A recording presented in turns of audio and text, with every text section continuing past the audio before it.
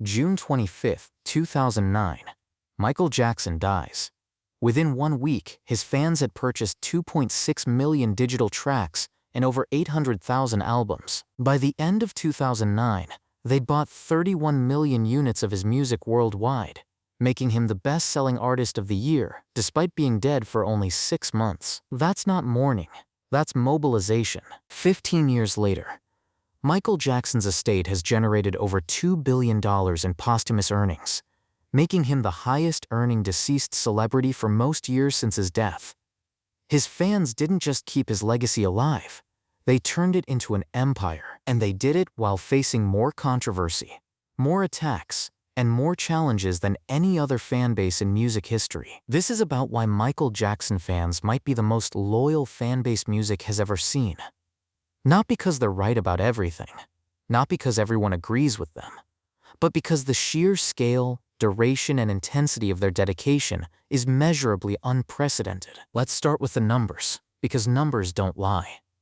In the 12 months following Jackson's death, his estate earned $90 million. By 2016, that annual figure had jumped to $825 million, the highest single-year earnings by any celebrity, living or dead, in Forbes history. The estate sold Jackson's 50% stake in the Sony ATV catalog that year for $750 million. In 2024, another catalog deal brought in $600 million. The estate's total value has grown from being $500 million in debt at Jackson's death to approximately $2.5 billion in assets by 2026. Who's buying all this music? Who's streaming these songs billions of times? Who's attending the Cirque du Soleil shows, watching the Broadway musical, purchasing the merchandise, and making the posthumous releases profitable? The fans. Michael Jackson's fan base generates hundreds of millions of dollars annually through continued consumption of his work. They've made him the top-earning dead celebrity almost every year for 15 years. Elvis Presley, another artist with devoted fans, typically earns around $100 million annually. Prince's estate makes significantly less. Jackson's fans are spending at levels that dwarf other legacy artists. But let's go beyond just buying music. The commercial loyalty is impressive, but the activism is what separates MJ fans from every other fan base. When the documentary Leaving Neverland premiered in March 2019, Jackson fans didn't just complain on social media. They bought billboard space. In London, dozens of iconic double-decker buses carried pro-Jackson messages.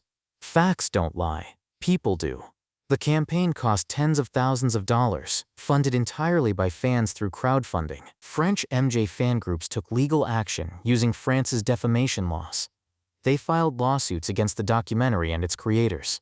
Taj Jackson, Michael's nephew, launched a crowdfunding campaign to produce a rebuttal documentary comprehensively addressing allegations. The campaign raised significant money from fans worldwide. The estate sued HBO for $100 million, citing a non-disparagement clause from an old contract. Fans organized protest outside Channel 4 headquarters in London. They wrote letters to radio stations, streaming platforms, and media outlets. They created hashtag campaigns, #MJInnocent, #MJFam, #MJTruthSquad. They assembled court transcripts, depositions, and documented inconsistencies in accuser testimonies. This isn't passive fandom. This is organized resistance. Academics call it forensic fandom. Fans producing detailed non-fiction work to restore an artist's reputation. MJ fans have become experts on legal procedure, media manipulation, and evidentiary standards. They can cite specific testimony from the 2005 trial. They track down source documents. They analyze timelines for inconsistencies. Whether you agree with their conclusions or not, the level of research and organization is extraordinary. Compare this to how other artists' fan bases respond to controversy. When artists face allegations or scandals, most fan bases fracture. Some fans defend, others leave, many stay quiet. The fan base shrinks, sales decline. Public support erodes. Not with Michael Jackson. His fan base didn't just maintain size, it intensified. The more controversy emerged, the harder fans fought back. That's not typical fan behavior. That's something different. The global scope is another factor that makes MJ fans unique. According to Wikipedia's documentation of the MJ fandom, active fan communities exist in virtually every country on Earth. We're not talking casual listeners. We're talking organized fan clubs with websites, forums, magazines, and events. The Michael Jackson World Network in the UK has operated since the early 2000s. MJ France has existed since the 1990s. There are major fan sites in Germany, Poland, Ireland, Switzerland, Belgium, Netherlands, Australia, Spain, and dozens of other countries. These aren't scattered individuals. They're coordinated communities producing magazines, podcasts, tribute events, and charitable initiatives inspired by Jackson's philanthropy. The MJ Justice Project documented this by asking fans to submit selfies with their countries of origin. They received responses from fans in nearly 200 countries. Think about that. Nearly every nation on Earth has people devoted enough to Michael Jackson to participate in organized fan activism. Can you name another artist whose fan base is that geographically comprehensive? Beatles fans are strong in Western countries but less organized elsewhere. Elvis fans are predominantly American and British. Beyoncé's Bayhive is powerful but concentrated in certain demographics and regions. Michael Jackson's fan base is literally global in a way no other artist matches. The generational transmission is remarkable too. Most legacy artists have aging fan bases. Elvis fans skew older. Beatles fans are predominantly boomers and Gen X. But Michael Jackson's fanbase spans generations. You have fans who saw the Motown 25 moonwalk live in 1983. You have millennials who grew up with Dangerous in history. You have Gen Z discovering him through TikTok and streaming platforms. Parents pass fandom to their children, who become as devoted as the older generation. This generational continuity is rare. Most artists don't maintain fanbase growth across multiple generations. Why? Part of it is the music's timelessness. Billie Jean, Thriller, and Beat It work on TikTok as well as they worked on MTV. The production holds up. The choreography remains impressive. But it's more than just good music. Plenty of artists made great music. What Michael Jackson created was a mythology. The rags to riches story. The abuse and redemption. The unprecedented talent emerging from childhood. The humanitarian work. The tragic elements. The controversy. It's a complete narrative arc that transcends normal celebrity. Fans don't just enjoy his music, they're invested in his story. The parasocial relationship Jackson cultivated was unusually strong. He called fans his soldiers of love. He wrote songs directly addressing them. You are not alone. Keep your head up. You are my life. He built Neverland partly as a gift to fans and sick children. He was accessible in ways megastars usually aren't. Fans met him at airports, outside hotels, at charity events. He signed autographs for hours. He wrote personal letters to fan clubs. He acknowledged their support constantly.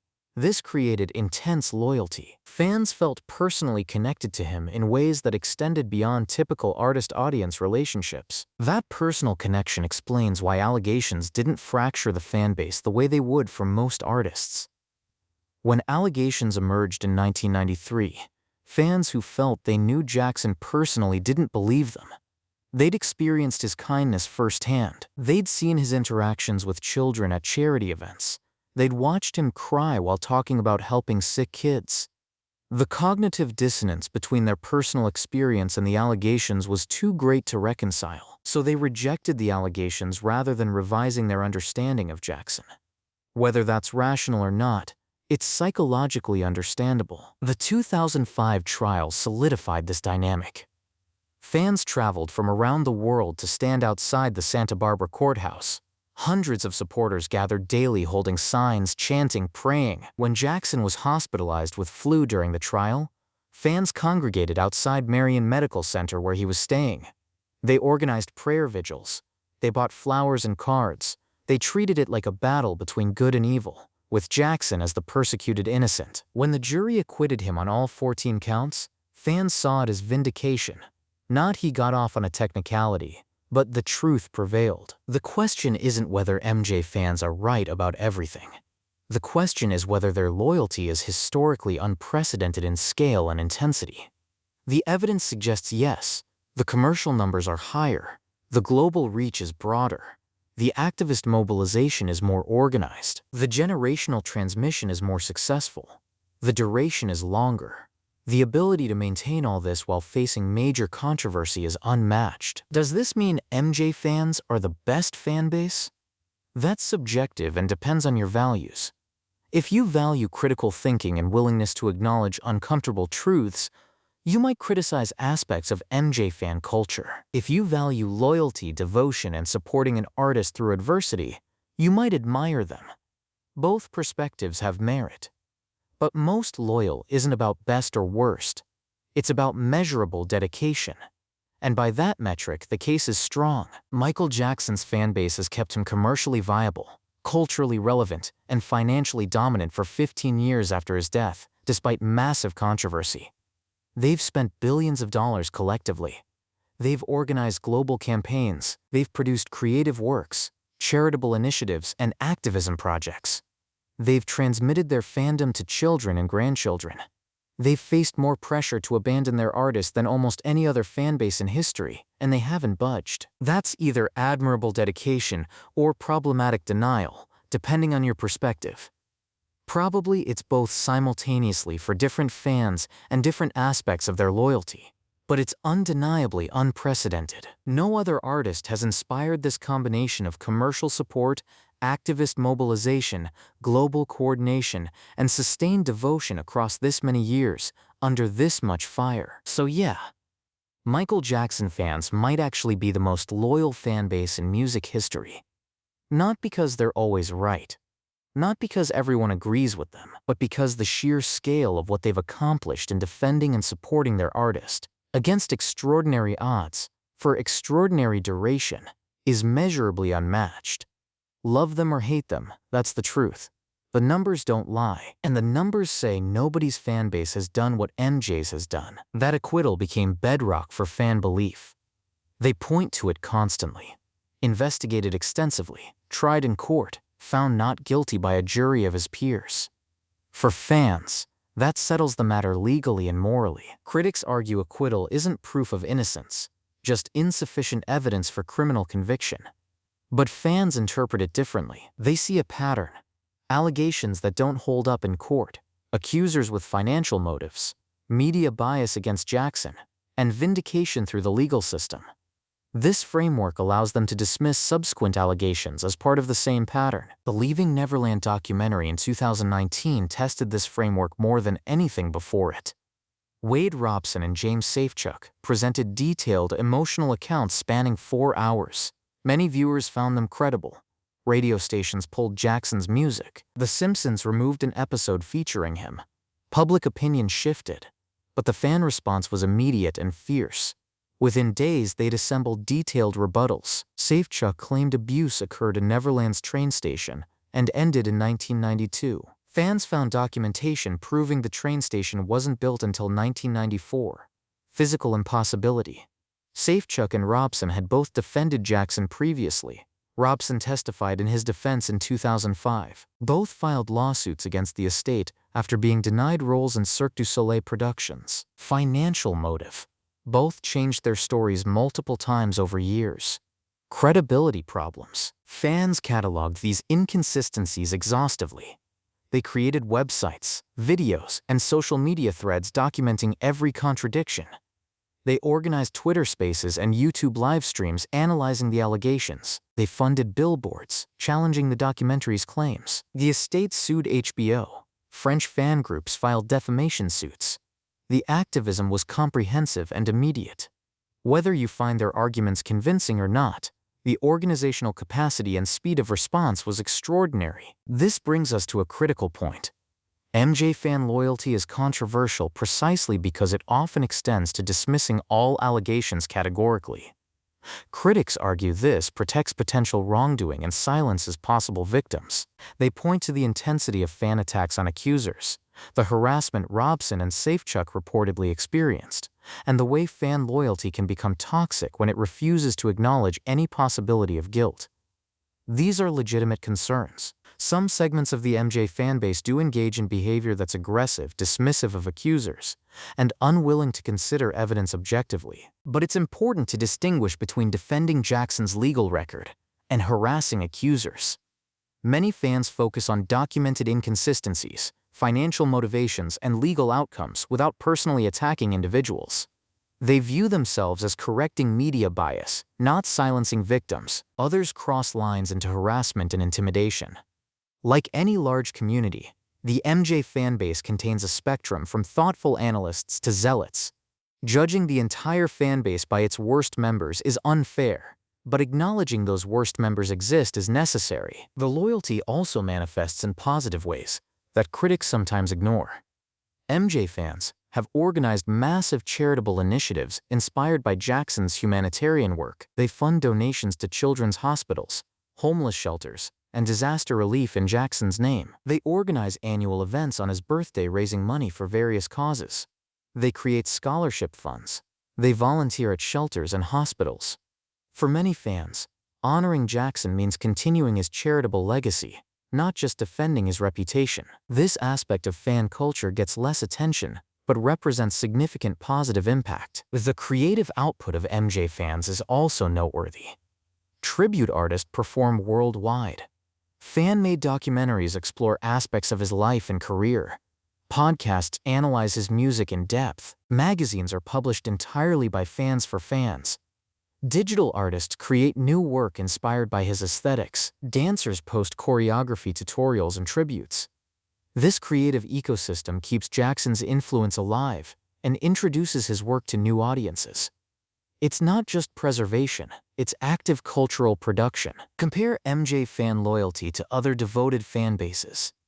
Beyoncé's Beehive is extremely active and protective, but hasn't faced comparable controversy requiring sustained defense.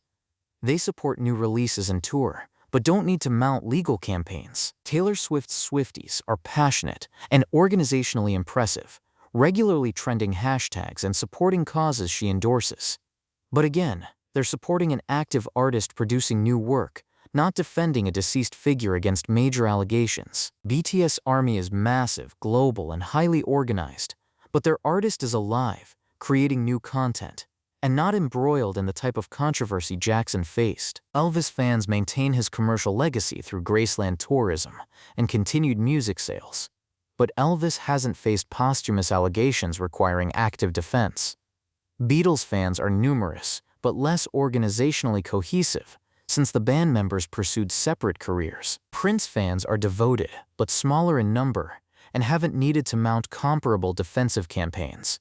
The combination of global scale, multi-generational transmission, commercial support, and activist mobilization makes MJ fans unique. The Broadway musical MJ the Musical provides another loyalty metric. Despite controversy, despite media criticism, despite calls to cancel Jackson culturally, the show became a massive hit. It's been running since 2022 with sold-out performances. Fans travel from other cities and countries to see it. They see multiple shows. They buy merchandise. They defend it when critics suggest it shouldn't exist. This represents fans voting with their wallets, despite cultural pressure to distance from Jackson. That's loyalty under fire. The upcoming Michael Jackson biopic, directed by Antoine Fuqua, faces similar dynamics. The film has been in development through multiple controversies. Some called for its cancellation. Media questioned whether it should be made, but Lionsgate proceeded because they know the fan base will show up. MJ fans will pack theaters regardless of critical response or public controversy. That's bankable loyalty. Studios don't invest hundreds of millions without confidence in the audience. And MJ fans have proven they'll support Jackson-related projects even when doing so is culturally contentious. The estate's continued profitability depends entirely on fan loyalty. Streaming numbers, merchandising sales, licensing deals, all of this works because millions of people worldwide continue actively consuming Michael Jackson's work and spending money on Jackson-related products. The estate can negotiate major catalog sales because Jackson's music maintains value. And it maintains value because fans keep listening. This creates a financial engine that's operated successfully for 15 years post-mortem. Most deceased artists don't generate anywhere near those numbers. Here's the fundamental truth. You can question MJ fans' judgment. You can disagree with how they interpret evidence. You can think they're biased or in denial. But you cannot deny the scale, intensity, and duration of their loyalty. It's measurable. It's documented. It's unprecedented. No other artist has a fan base that's maintained this level of commercial support, activist mobilization, and global coordination for this long while facing this much controversy. The loyalty exists in tension with legitimate criticism. Some fans absolutely go too far in defending Jackson, dismissing all allegations without fair consideration, and harassing people who speak against him. That's real and problematic, but reducing the entire fan base to those extremes misses the complexity. Many fans engage thoughtfully, acknowledge Jackson's flaws and questionable decisions, and simply believe the specific criminal allegations against him weren't proven. They separate defending his legal innocence from claiming he was perfect. Others defend him for different reasons: emotional connection to his music during difficult times, appreciation for his humanitarian work, belief that he was unfairly persecuted by media, or cultural pride in his achievements as a Black artist who dominated globally. These motivations produce loyalty independent of the allegations. Fans don't all believe exactly the same thing, or defend Jackson for identical reasons. The fan base is as diverse as it is large. The multi-generational aspect also means different generations relate to Jackson differently. Older fans remember the Jackson 5 Thriller-era dominance and experiencing his career in real time. They have decades of emotional investment. Younger fans discovered him posthumously, never experienced the live controversies, and encounter his work fresh without the baggage older fans carry. This creates different relationship dynamics, but similar devotion levels. A Gen Z fan can be as passionate as a Boomer fan, despite radically different entry points into the fandom. Technology has amplified fan organization in ways previous generations couldn't achieve. The internet allows global coordination that wasn't possible during Elvis or Beatles eras. Social media enables instant mobilization. Crowdfunding facilitates collective action. Streaming provides measurable engagement data. MJ fans benefit from these tools in ways earlier fan bases couldn't. But they're also using those tools more effectively than most contemporary fan bases. The technological advantage doesn't diminish the achievement. It's part of what makes the loyalty effective.